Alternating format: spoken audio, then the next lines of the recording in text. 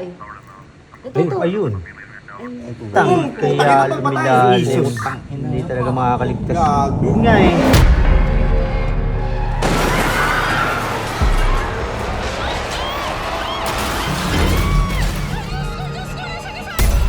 Nabalitaan niyo ba yung aksidente dun sa may palengke sa akin?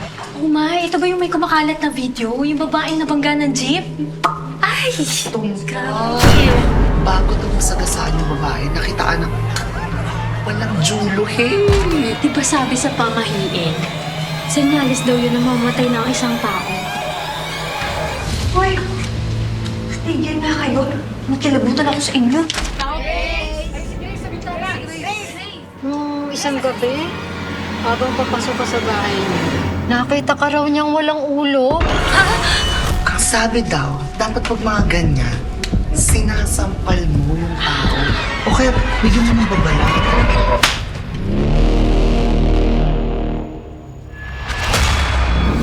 Hanggang di tayo nakasigurado kung ano naging dahilan ng pagkamatay, walang sino man ang pwede dapat gumalaw ng bangkay. Kailangan ng mga tao ng tulong mo. Paano kung yung bagay na meron ako ay kapalit pala? Nang makarating sa akin ang mga usap-usapan sa lungsod, alam ko na ito ay isang nakakapangilabot na sumpa.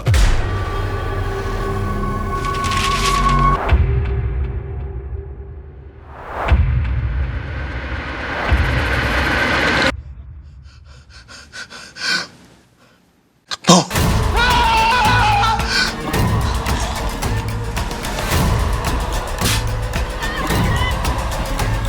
Ilan ba ba ang kailangan mamatay para magising ka sa katotohanan ng parte ka ng problemang ito? Ang kamatayan ng isa ay mas maigi sa kamatayan ng nakararami.